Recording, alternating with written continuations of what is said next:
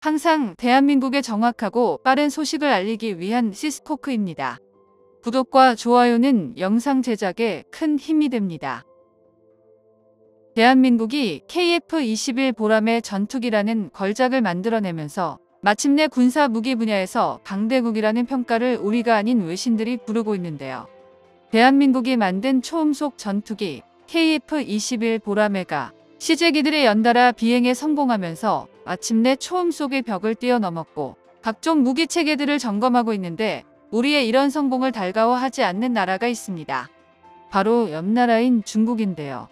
현재 중국의 경제 상황은 코로나로 인해 모두 혼돈으로 치닫고 있습니다. 중국의 시진핑은 이성을 잃고 판단력을 잃은 채 동북아 지역에서 한바탕 전쟁을 일으키려 하고 있으며 미국과 정면 대결도 불사하겠다고 무모한 선언을 했습니다. 미국은 호주를 포함해 캐나다의 특수부대 병력과 해군들이 태평양에 대규모로 투입되면서 사태는 더욱 긴박해져 가고 있습니다. 이러한 상황 속에서 미국의 군사정보 싱크탱크인 NPS가 대한민국이 만든 KF-21 전투기의 제공권 장악 능력이 예상보다 매우 뛰어나다고 평가했으며 대한민국이 중국 영토의 제공권을 점령할 수 있다는 발언으로 다시 한번 KF-21 전투기가 주목받으며 엄청난 화제를 일으켰습니다. 미국은 NPS가 주장하는 핵심적인 내용에 따르면 한국산 KF-21 전투기의 숨겨진 잠재력을 인정해야 한다며 다수의 중국산 구식 전투기들을 한꺼번에 격추시킬 수 있는 5세대급 멀티컨트롤 항공 장비를 언급했는데요.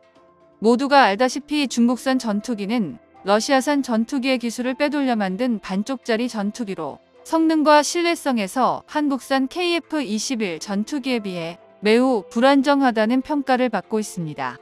러시아가 중국과 전투기 거래를 할 당시에 중국 측의 스파이 짓으로 러시아의 기술이 유출되는 것을 확인하자 당장 거래를 멈췄지만 이미 핵심 기술이 대거 중국으로 팔려갔으며 그나마 다행인 게 A사 레이더는 러시아에서 지켰습니다. 그래서 중국은 자체적으로 레이더를 급하게 만들다 보니 성능이 매우 떨어지게 되었는데요. 중국 공군은 성능은 떨어지지만 대한민국에 비해 3배가 넘는 압도적인 전투기 물량을 내세워 전투기 스펙 차이를 뒤엎으려고 기를 쓰고 있습니다. 2023년 기준으로 5세대급 전투기가 F-35 말고는 없는 대한민국 공군으로서는 중국 공군의 물량 공세를 감당하기가 사실 벅차지만 블록2부터 5세대급 전투기로 탄생하며 압도적인 공대공 능력을 보유한 KF-21 전투기 400대를 보유하게 된다면 중국과 대한민국의 상황은 단번에 급변하게 된다고 미국의 NPS가 발언했습니다. 미국의 군사 전문가들은 미래의 군사훈련에서 만약을 가정해 중국이 대한민국을 침공하여 전쟁이 발발했을 시에 베이징과 매우 가까운 대한민국 공군의 역할이 매우 중요하다고 언급했는데요. 베이징의 제공권만 장악한다면 대한민국의 승리가 매우 확실해집니다. 그러나 중국군은 한반도와 가까운 북부에 전력을 집중 배치했으며 유사시 제2차 한국전쟁이 일어날 경우 한반도에 개입해 무슨 수를 써서든 대한민국을 점령하는 것이 중국군의 목표로 삼고 있습니다. 이처럼 수백 대를 투입해 최대한 대한민국 공군의 전력을 소모시킨 후 중국군의 주력 전투기들을 이륙시켜 확실하게 제압한다는 전략을 내세우고 있는데요. 그러나 중국의 전략은 KF-21 보람의 전투기가 등장함에 따라 그저 계획에 그칠 뿐 현실은 전혀 다를 것이라고 단정 지었습니다. 대한민국의 KF-21 전투기가 보유한 기능으로 국산 항공 장비와 소프트웨어 시스템이 미사일을 여러 개 발사해도 초정밀한 타격 능력을 보장하게 됩니다. 최대 6발의 공대공 미사일을 한꺼번에 발사하는 게 가능해지는데요. KF-21 보람의 전투기 앞에서 생산된 지 50년이 훌쩍 넘은 중국군의 주력 전투기인 J-7은 계란으로 바위 치기처럼 무참히 쓸려나갈 뿐이며 자칭 중국 공군의 새로운 주력으로 4세대 전투기들인 J-20과 J-21도 KF-21 전투기의 성능에서 상대가 되지 않습니다. 중국 공군의 다수를 차지하는 3세대 전투기와 4세대 전투기보다 압도적인 공대공 미사일 멀티 컨트롤 시스템을 KF-21 전투기가 보유했기 때문입니다. NPS에 이어서 미국의 또 다른 군사무기 매체인 플리티코에서도 KF-21 전투기를 대단한 전투기로 소개를 했는데요.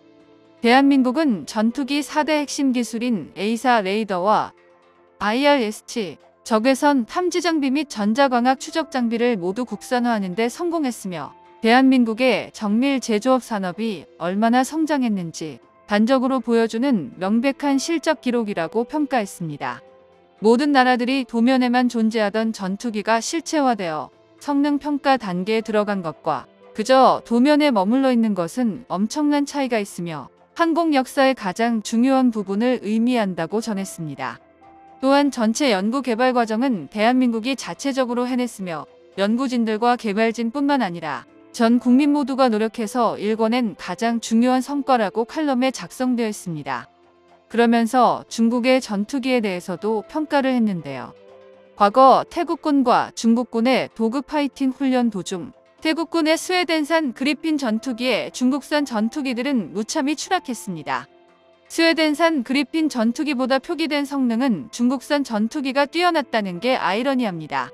왜 중국산 전투기가 공개된 스펙에 비해 성능이 떨어지는 이유는 매우 간단합니다. 중국은 과거부터 과대 포장 능력과 엉성한 형태, 러시아산 전투기 기술을 뺏겨오면서 세계 정립이 아직 완성이 안 되었기 때문입니다.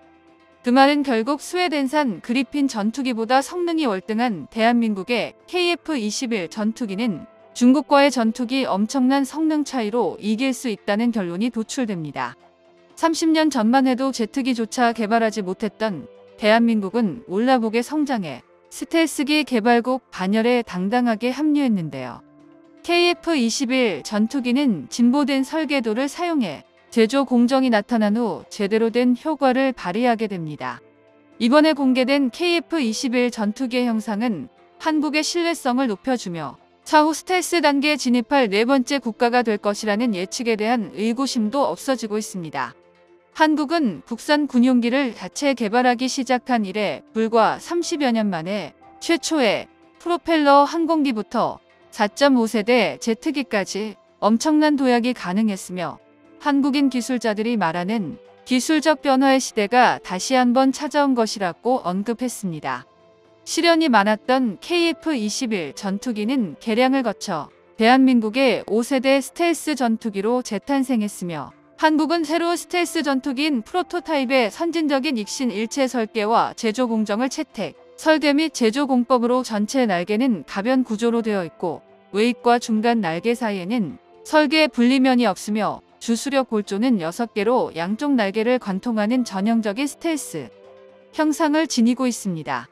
중앙 날개, 티타늄 합금 활자용 구조와 함께 도킹핀과 연결부를 줄여 구조적 무게 감량과 구조적 무결성 개선에 정말로 유리하다는 뜻인데요. KF-21은 5세대급 최강의 전투기이자 공대공 능력만큼은 미국산 전투기들과 대등하다고 평가받기 때문에 한국 공군에서는 KF-16을 조기 퇴역시키고 400대의 KF-21 전투기를 도입하자는 의견이 제시되고 있습니다.